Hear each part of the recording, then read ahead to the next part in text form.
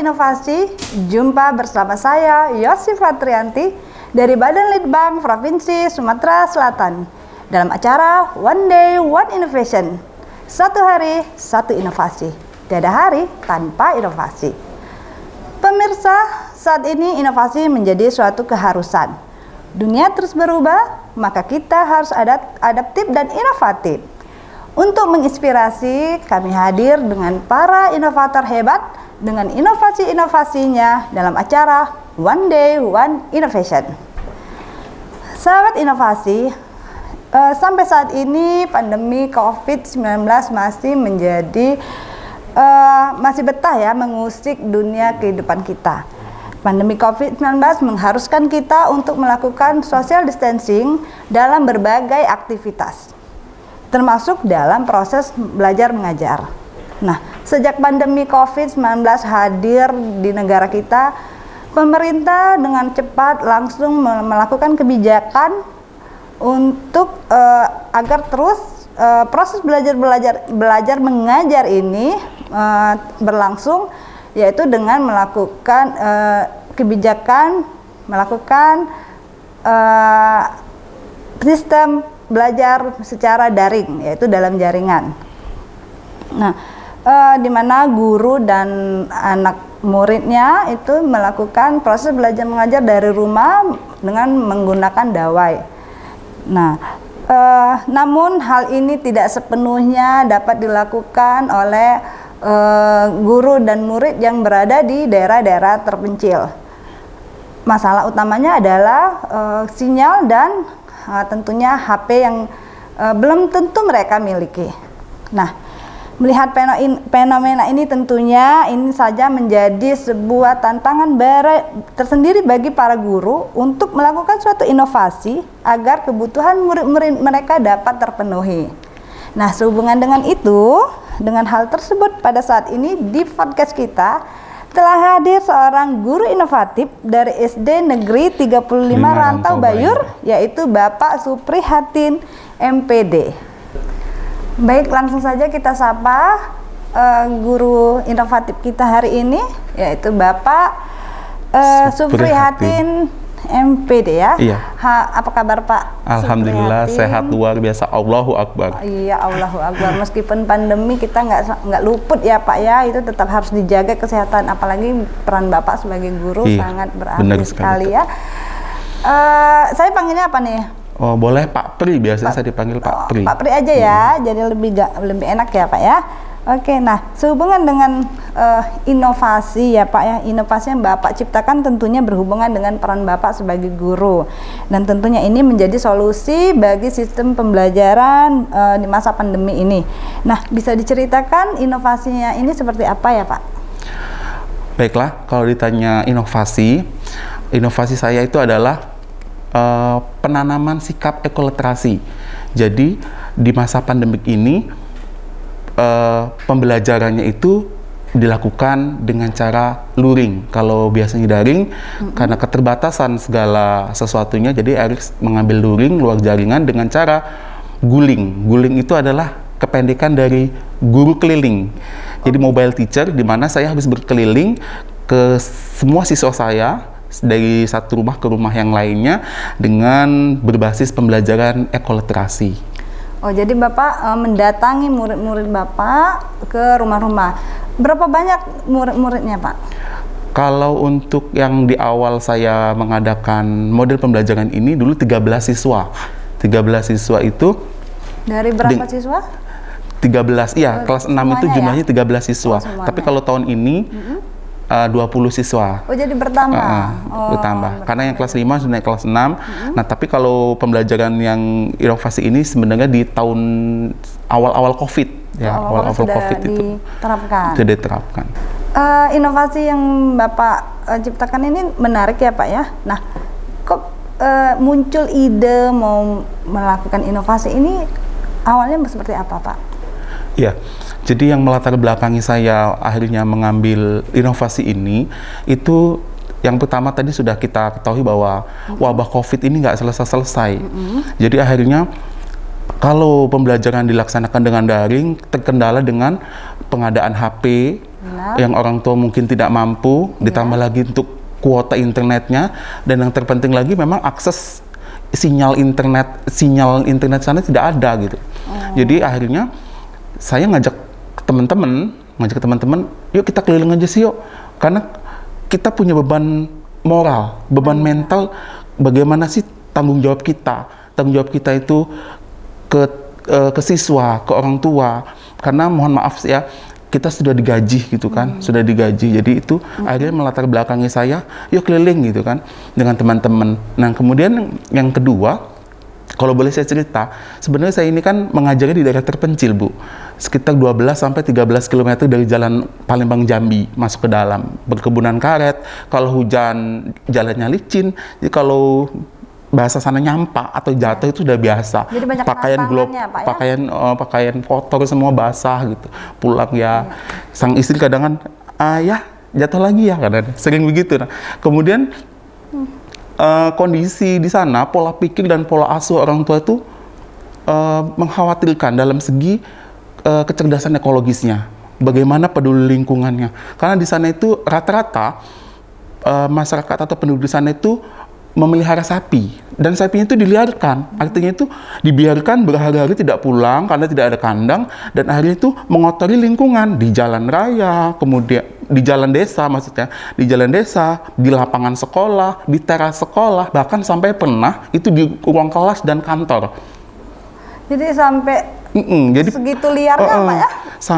Jadi pembiaran ini akhirnya apa ya? Saya itu tidak bagaimana sih pola pikir masyarakatnya ini. Jadi bagaimana sih menciptakan generasi nantinya itu yang peduli lingkungan di masyarakat itu. Emang ini agak lama prosesnya, ya, tidak serta-merta langsung jadi gitu kan. Jadi itu ekoliterasinya kurang, pandemi. Jadi itu akhirnya saya mencoba untuk menyisipkan pembelajaran berbasis ekoliterasi dengan cara tadi Guling atau mobile teacher untuk di wabah COVID-19 ini. Jadi inovasi ini tentunya tetap saja Pak ya, Bapak mengajar, yang terutama itu adalah mengajar sesuai dengan kurikulum yang ada ya Pak ya. Nah tapi disisipkan dengan pengajaran untuk sistem ekoliterasi tadi ya Pak ya. Nah, jadi memang ada dua misi sebenarnya di sini ya Pak untuk dalam penerapan inovasi ini ya Pak ya.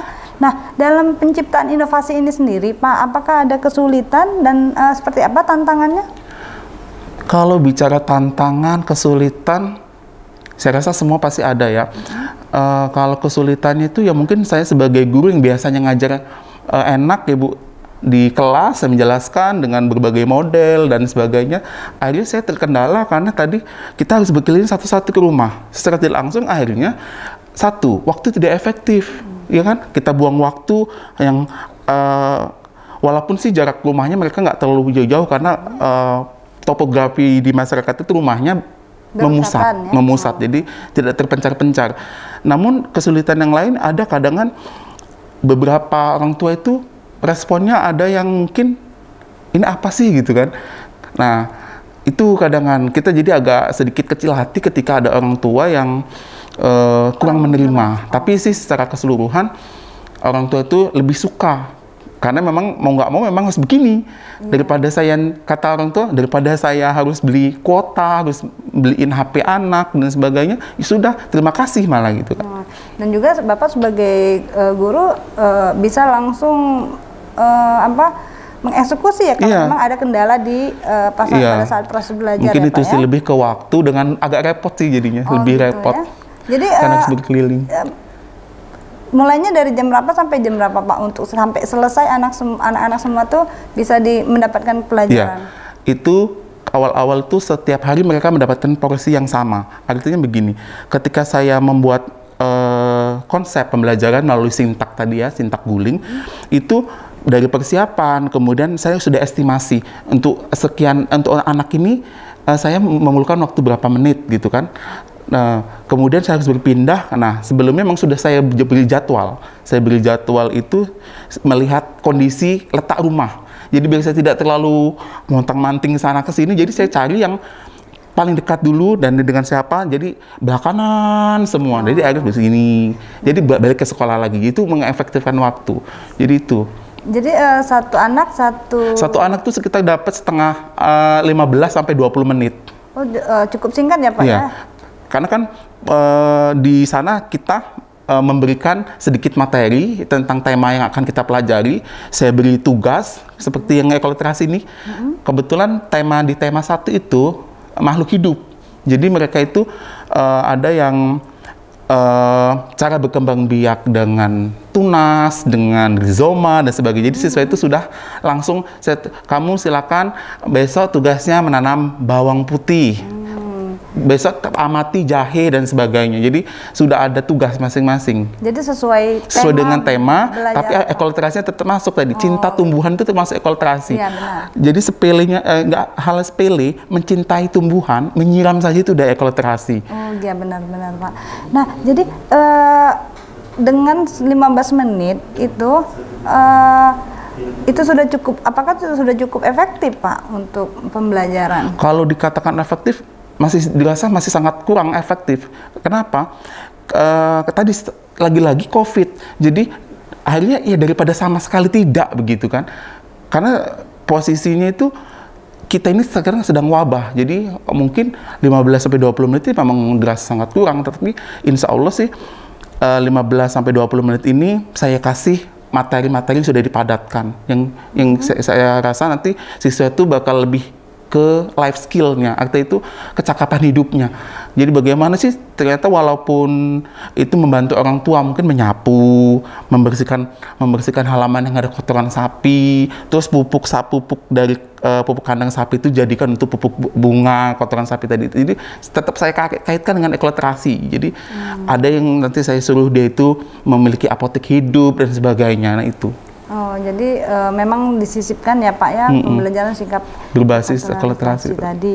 Nah, dibilang efektif ya memang kurang, efektif ya Pak, karena memang waktunya sedikit. Cuman memang secara kita kontak secara langsung itu mungkin lebih dapat. Iya, nah mungkin itu kelebihannya. Iya, daripada kita melakukan daring ya Pak ya. Iya. Tanya jawab pun langsung bisa Bapak jawab. Iya, gitu, jadi kan? bisa interaksi langsung, terus kita bisa tahu emosional di siswa bagaimana. Ya, jadi sejauh ini berapa persen keefektifan yang Bapak lakukan dibanding kalau Bapak melakukan daring? Kalau ditanya keefektifan dari metode guling dibandingkan daring mungkin bisa di grup WhatsApp dan sebagainya. Karena memang saya tetap coba dengan daring. Saya jadi 2 mix double.